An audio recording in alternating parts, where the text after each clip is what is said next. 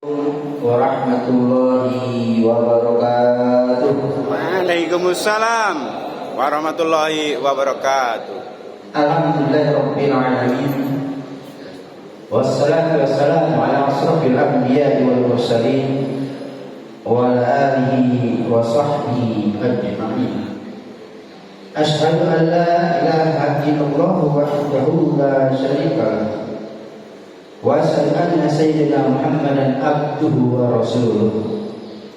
Allahumma salli wa sallim ala sayyidina Muhammadin sallallahu alaihi wasallam wa ala alihi wa sahbihi ajma'in. Amma ba'du. Yang terhormat Ketua DKM Masjid At-Taqwa Bapak Haji Imam Basuki yang sudah selalu diberi kesehatan oleh Allah Subhanahu wa taala. Yang terhormat jemaah salat subuh di nama Allah Subhanahu wa taala. Yang mudah kita semua dalam langkah kita sampai ke tempat ini melaksanakan salat subuh berjamaah lalu dilanjutkan dengan ta'lim, mendapat maghfirah, rahmat, ridho dari Allah Subhanahu wa taala.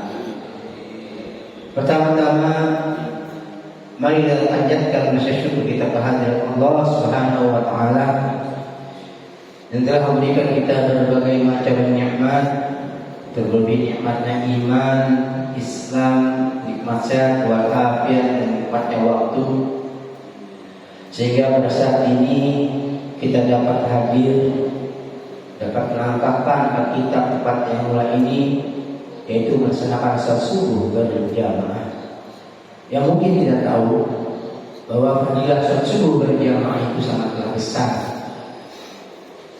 pahalanya buat kita semua. Salat dan salam kita haturkan kepada junjungan kita Nabi Muhammad sallallahu alaihi wasallam, beserta keluarganya, sahabatnya, bahkan tentunya kita sebagai umatnya kelak saat akhir zaman. Dan mudah-mudahan kita semua dengan izin Allah akan mendapatkan syafaatnya nanti di yaumil akhir. Amin ya Allah ya rabbal alamin. Masyaallah muslimin, di masalah sebut nama Allah Subhanahu wa taala. Di dalam Al-Qur'an dan surat Al-Ankabut ayat 45 Allah berfirman, A'udzu billahi minasyaitonir rajim. Bismillahirrahmanirrahim. Utlu ma uhiya ilaika minal kitabi wa aqimis shalah. Innas sholata tanha 'anil fahsya'i wal munkar. Wa la dzikrullahi akbar. Wallahu ya'lamu ma la tasna'un. Yang artinya, bacakanlah oleh hai Muhammad, hai umat Muhammad, minal kitab, yaitu kitab Al-Quran.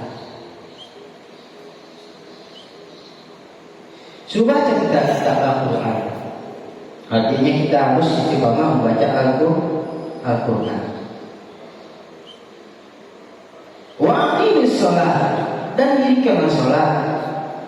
Inna sholata tanha 'anil fahsya'i wal munkar.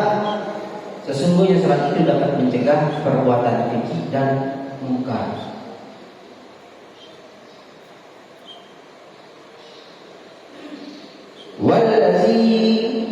Wala dzikrullahi akbar, dan mengingat Allah dengan cara sholat adalah lebih besar keutamaannya daripada ibadah-ibadah yang lainnya. Kenapa sholat lebih besar? Karena kita punya amalan sedekah, amalan puasa, amalan yang lainnya, berbuat kebaikan bagi Allah Subhanahu wa taala. Tapi tidak sholat, ibarat kita makan nasi enggak pakai wadah. Sholat itu menampung wadah, adalah wadah tempat untuk menampung seluruh amal soleh kita. Maka kita untuk dijaga oleh Allah Subhanahu wa taala untuk menjaga sholat. Apabila sholat kita benar, maka seluruh amal ibadah kita akan benar. Apabila sholat kita baik, maka seluruh amal ibadah kita pun akan baik di sisi Allah Subhanahu wa taala. Apabila sholat kita rusak, maka seluruh amal ibadah pun akan rusak. Wallahu ya'lamu ma la tasma'un. Dan Allah mengetahui apa-apa yang kalian perbuat. Sudah jelas. Ya baik. Di dalam terbesit hati kita untuk melakukan suatu perbuatan, Allah pun sudah tahu.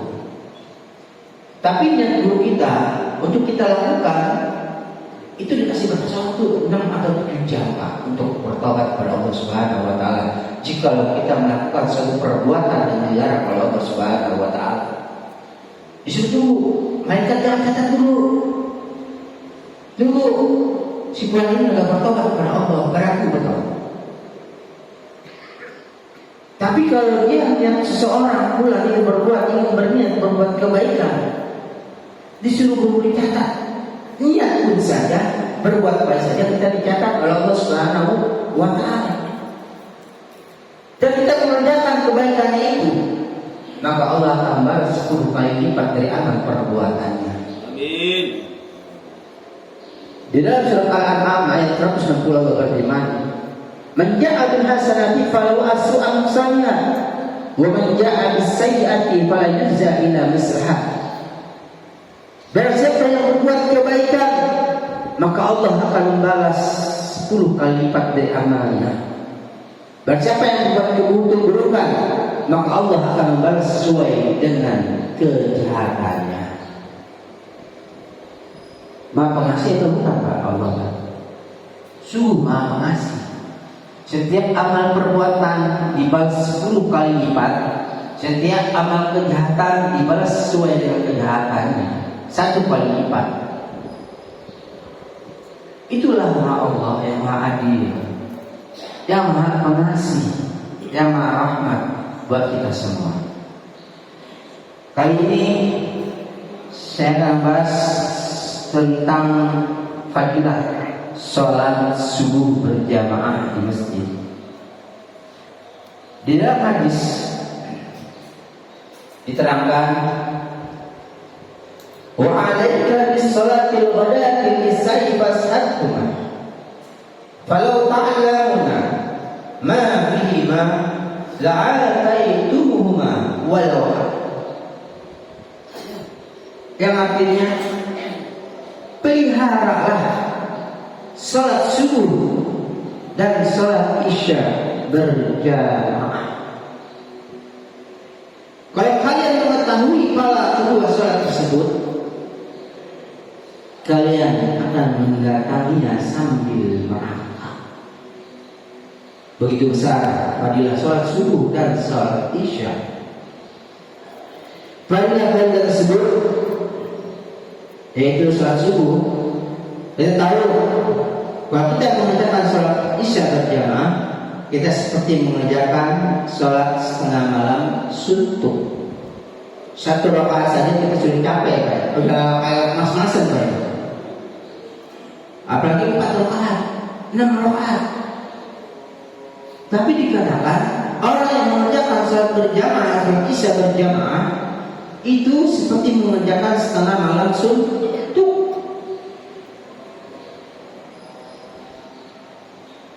Besar Pak. Setengah malam yang tidak mengerjakan sholat malam. Begitupun orang manfaat sholat subuh berjamaah, yaitu 1, mendapat berkah dari Allah Subhanahu wa taala. Manfaat sholat subuh berjamaah apabila dilakukan oleh kita atau seorang akan mendapatkan berkah dari Allah Subhanahu wa taala dikarenakan sholat subuh, maka kegiatan manusia akan dilaksanakan pada waktu pagi hari, terlebih untuk aktivitas wajib dan juga dilaksanakan secara berjamaah seperti sholat subuh.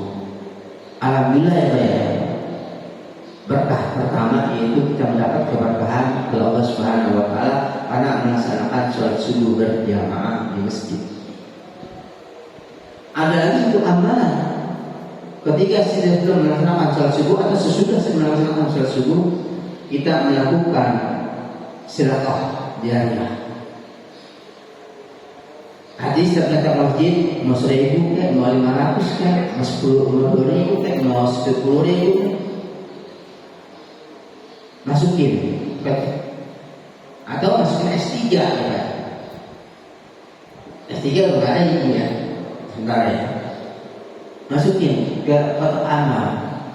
Manusia ada dua malaikat, yang satu berdoa kepada Allah, yaitu doa malaikat pertama, yaitu mendoakan, ya Allah, tambahkan, limpahkan rahmat bagi orang yang menginfakkan sebagian kecil lah dari harta. Didoain malaikat Pak. Didoain bukan yang doain bukan orang kita, tapi malaikat sendiri yang berdoa kepada Allah. Kita tahu kalau malaikat berdoa kepada Allah, pastilah diterima oleh Allah Subhanahu wa taala. Karena malaikat adalah orang-orang yang suci, mendapat kasih sayang dari Allah Subhanahu wa taala. Dan ada juga malaikat yang berdoa kepada Allah Subhanahu wa taala bagi orang yang menahan hartanya. Dia tahan harta. Dia punya harta, pribadinya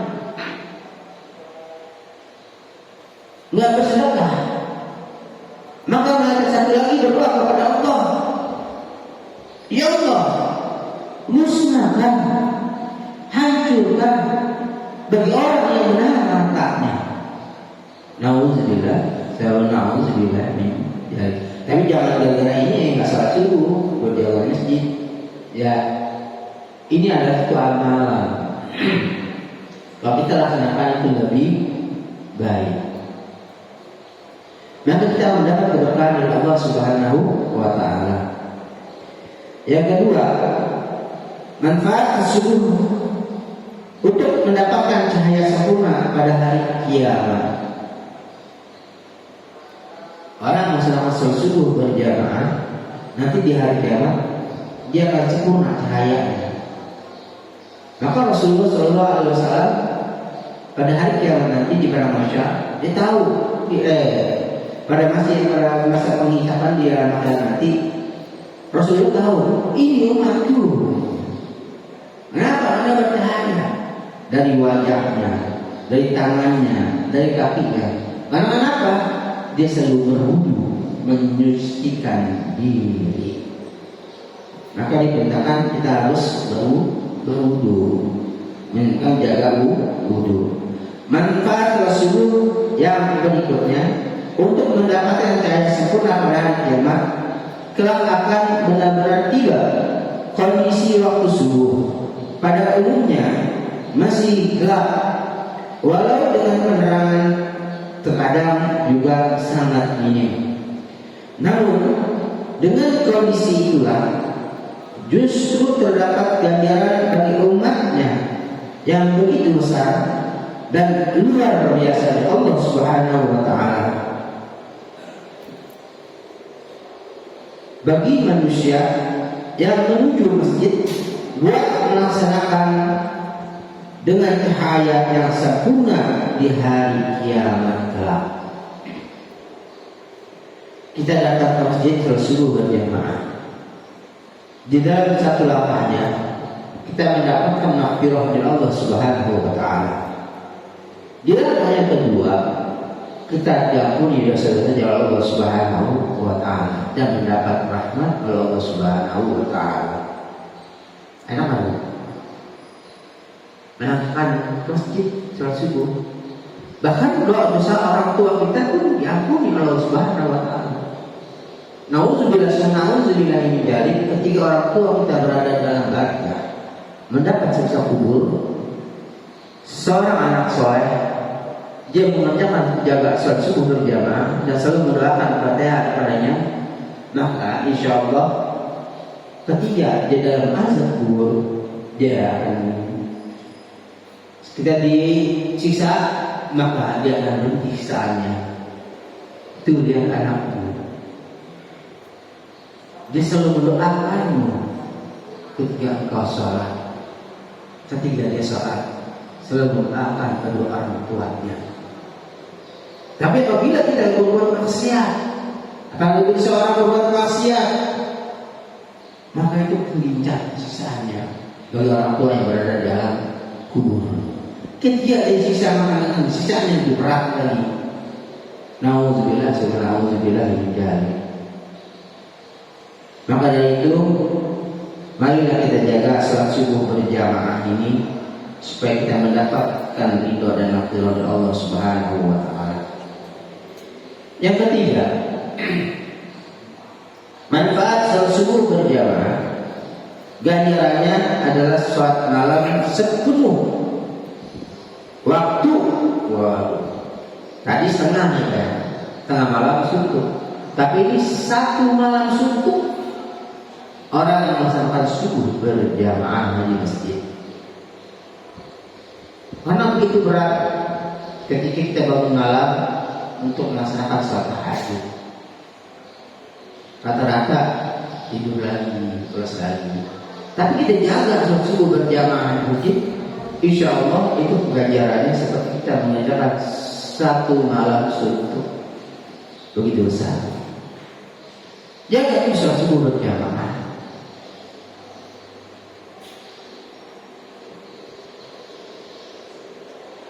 Biasanya seseorang akan kesulitan untuk melaksanakan sholat malam atau tahajud sepenuh malam. Biasanya hal ini dipengaruhi oleh beragam aktivitas siang hari.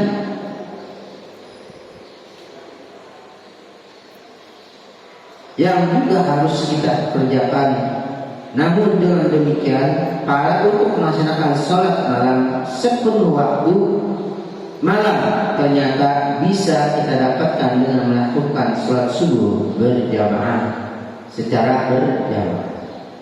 Kita tahu bagi orang yang melaksanakan sholat qabliyah subuh sama saja kita mengerjakan pahalanya seperti lebih baik daripada langit dan bumi dan seisinya. Orang yang melaksanakan qabliyah subuh itu lebih baik daripada dunia dan seisinya, langit dan bumi. Juga kita tahu di situ ada emas, ada intan, ada permata, ada kekayaan Allah, ada kekayaan alam lainnya seperti minyak, bensin, bahan bakar lainnya, diesel, bahkan bahan atom pun juga ada di dalam tempat ini. Kekayaan alam sangat besar. Bahkan dari lautnya pun rasa ikan-ikan yang begitu berjuta-juta, bermiliar-miliar, bahkan bertriliun-triliun kita tahu kekayaan Allah, kekayaan alam ini yang diciptakan oleh Allah untuk makhluknya, yaitu manusia. Itu lebih baik sholat qabliyah subuh. Maka kita jaga. Berarti gimana? Ayo kalau kita sempat di rumah, kita di rumah. Lalu kita menangkapkan ke masjid. Sampai nanti kita membaca sholat tahiyatul masjid. Pas sempat lagi, gimana waktunya Pak? Sholat taubat. Nah kok nggak sholat taubat Pak? Udah di rumah. Tak cahayakan rumah kita untuk melaksanakan sholat sunnah. Kalau rumahnya jauh, kan sholat subuh juga, sholat taubat di masjid. Kenapa? Karena waktu kita ketinggalan. Kalau dekat, kalau bisa di rumah. Cahayakan rumahmu dengan sholat sunnah qabliyah subuh. Sampai di masjid, sholat tahiyatul masjid. Setelah sholat tahiyatul masjid ada waktu sholat taubatan nasuha. Ada lagi manfaat sholat subuh berjamaah di masjid. Yang keempat, orang yang melaksanakan sholat subuh di masjid, dia akan mendapat jaminan dari Allah Subhanahu wa taala. Enak atau Pak? Salat subuh berjamaah di masjid istiqomah jangan mendapat jaminan Allah Subhanahu wa taala. Maksudnya adalah orang yang melaksanakan salat subuh dengan sempurna seperti melaksanakan dengan berjamaah, maka dia akan berada dalam jaminan dan perlindungan Allah Subhanahu wa taala. Dengan begitu, siapa saja yang berada dalam perlindungan Allah, orang yang tidak boleh disakiti, orang yang berani menterapkannya terancam dengan azab yang pedih, sebab dia melanggar perlindungan yang Allah berikan kepada orang tadi. Dalam hadis Rasulullah SAW bersabda, barang siapa yang melaksanakan sholat subuh, maka dia berada dalam jaminan Allah. Maka jangan sampai Allah menuntut kalian sesuatu apapun pada jaminannya. Karena barang siapa yang dia tuntut, maka pada jaminannya pasti dia akan mendapatkannya. Kemudian mereka akan ditelungkupkan pada wajahnya di dalam neraka. Dan sama sekali orang yang istiqomah salat subuh berjamaah disakiti, bahkan dibunuh. Orang yang menyakiti bahkan dibunuh tersebut, maka Allah sendiri yang akan membalasnya. Dan bagi siapa orang yang melaksanakan salat subuh berjamaah, dia mendapat jaminan dari Allah Subhanahu wa taala ketika dalam sakaratul maut. Banyak Pak ketika saya lihat waktu saya di Purwokerto, orang yang menjaga salat subuh berjamaah, dia wafatnya mudah, nggak bertele-tele, nggak lama-lama. Pagi dia kita ngobrol, siang sudah meninggal. Dia bermuda dan wajah itu berseri-seri. Karena ini dia mendapat jaminan dari Allah Subhanahu wa taala. Maka dijaga oleh Allah Subhanahu wa taala orang yang melaksanakan salat subuh berjamaah di masjid ketika dalam sakaratul mautnya. Bahkan dalam kita melakukan satu perbuatan, kita akan jaga oleh Allah Subhanahu wa taala dari kecelakaan.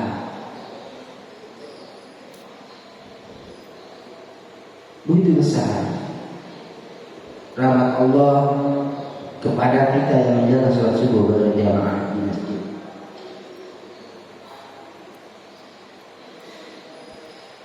Tadi riwayat Muslim ya Pak ya.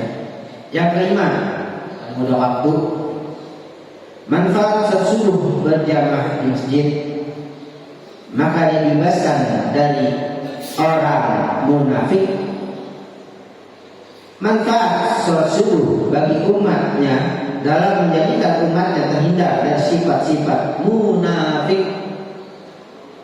Seseorang salat subuh akan dapat menghindarkan kita dari penyakit kemunafikan tersebut, seperti yang dijelaskan dalam hadis sebagai berikut. Tidak ada sholat yang lebih berat dilakukan bagi orang munafik daripada sholat subuh dan juga sholat isya. Seandainya mereka mengetahui keutamaan yang terdapat di dalamnya, niscaya mereka akan melakukannya kendati dengan merangkak. Sungguh aku akan telah hendak memerintahkan untuk petugas azan dan untuk iqamat sholat. Kemudian aku mengambil bara api dan kemudian membakar rumah orang yang belum tidak keluar melaksanakan sholat di masjid. Bahkan Rasul sendiri, orang tidak melaksanakan sholat subuh, maka rumahnya pun akan dibakar oleh Rasulullah. Tapi kalau sekarang kita bakar, nyamber. Jangan. Mungkin dia kecapean, terlalu capek. Karena kegiatan aktivitas dari pagi sampai siang dan malam. Bahkan tidurnya pun sampai malam dia kecapean. Tapi kita harus menjaga bahwa kita mampu, kita menjaga sholat subuh, kita istiqomah untuk menjaga sholat subuh berjamaah, jaga. Gunakan waktu hidupmu sebelum datang sakitmu. Gunakan waktu mudamu sebelum datang tuamu. Gunakan di masa kayamu sebelum datang miskinmu. Itulah hasil keterangan seperti itu. Gunakan di masa hidupmu sebelum datang matimu. Maka kita diperintahkan oleh Allah Rasulullah SAW untuk selalu mengingatkan kematian. Ubudi laika annaka tarah. Ubdu nafsaka ya.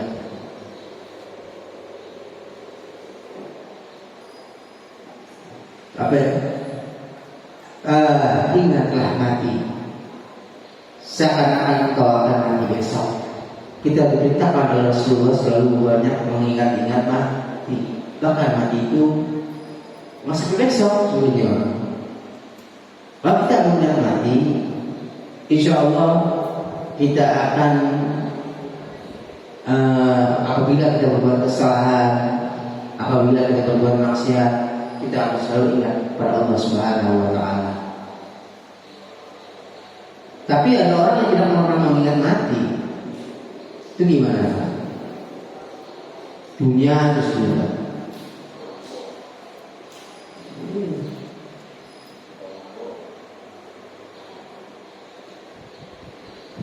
Ingat kematian. Coba kita belajar mengingat kematian.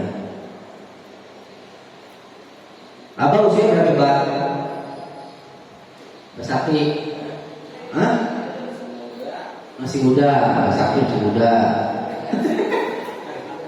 Iya, masih muda. Muda sakti selalu diberi kesehatan Allah Subhanahu wa Ta'ala. Karena istiqomah banget ya sakti juga nih. Basakri, Pak Usman, saya senang selawat terus semua. Ya, mudah-mudahan dia mendapat anak. Pajar nggak ada ya? Nggak ada pajar ya? Iya. Mulai selalu kesehatan ya. Yang perlu diperhatikan oleh masjid itu. Anak juhur sama asar orang nggak ada. Mereka orang perlu menjaga. Memanggilkan sholat subuh berjamaah, pacari, ya Pak ya. Dan yang terakhir, manfaat subuh akan diprosesikan oleh para malaikat. Diriwayatkan oleh Abu Hurairah radhiyallahu anhu, Nabi Muhammad sallallahu alaihi wasallam bersabda, malaikat bergantian melihat kalian pada siang dan malam. Para malaikat itu bertemu di sholat subuh dan sholat asyar. Kemudian yang bermalam dengan kalian naik ke langit dan ditanya oleh Rabb mereka, dan dia beritahu keadaan hamba-hambanya, bagaimana kondisi hamba-hambaku ketika kalian tinggalkan. Allah bertanya pada malaikat, kondisi hamba-hambaku gimana? Dia melaksanakan sholat subuh atau sholat asar? Karena intensif itu malaikat itu bergantian pada sholat subuh dan sholat asar. Sholat asar pas itu saking terus menangis. Bapak Usman, ya. Asar juga sampai.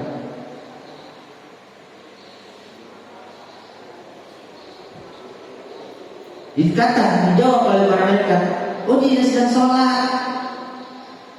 Dia sedang sholat kan? Sholat apa? Sholat berjamaah.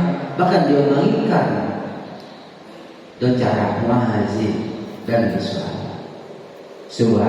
Subhanallah. Begitu besar orang yang menjaga sholat subuh, sholat asar, sholat isya berjamaah di masjid. Nah, ketika sholat berjejer Pak. Kita sholat kita nggak tahu kalau malaikat pun sholat.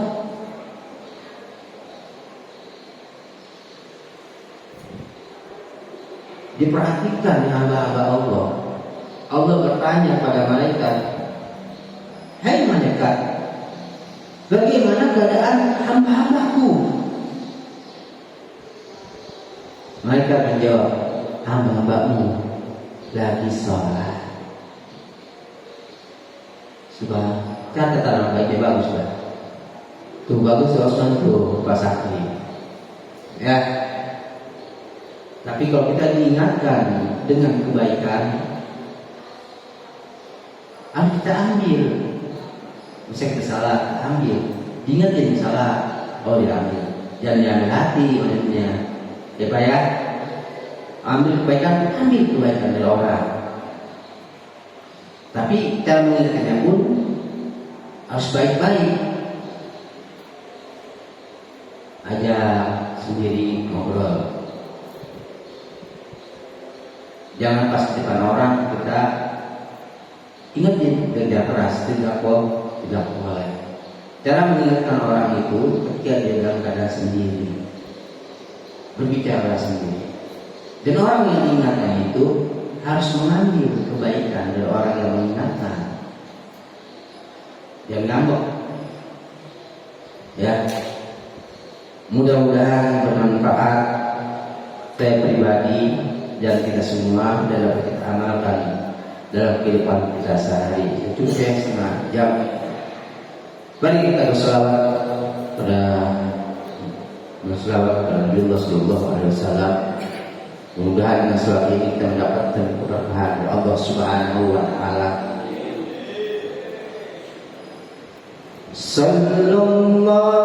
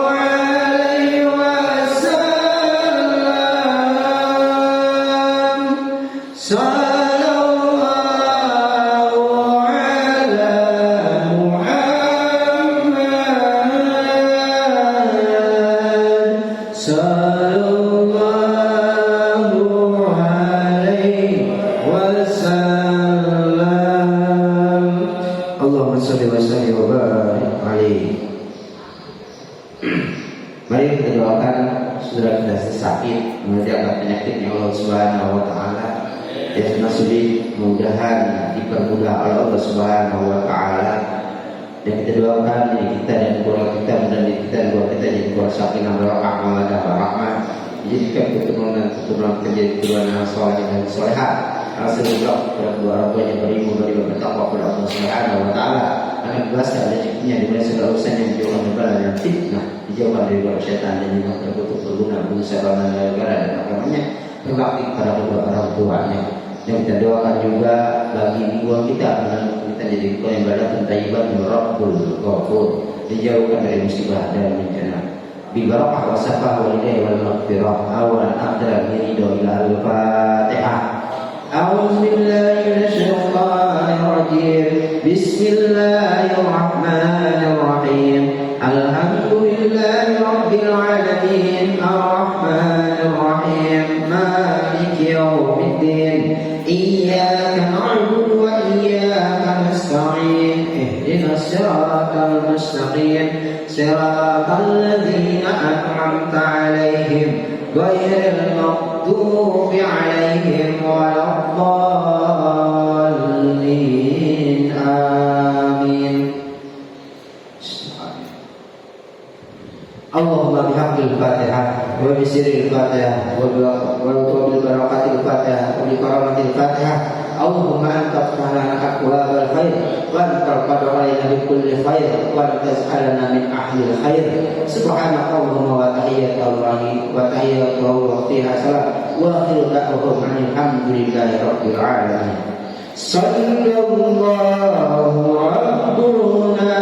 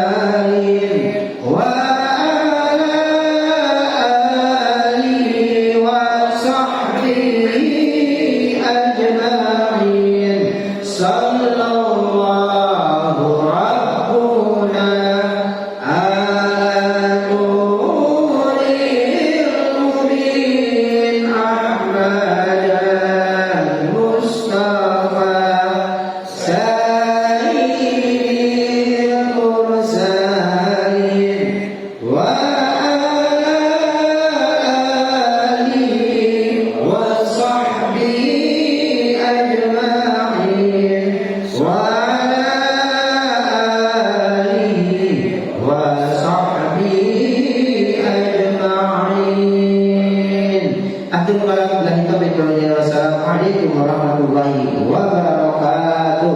Waalaikumsalam warahmatullahi wabarakatuh.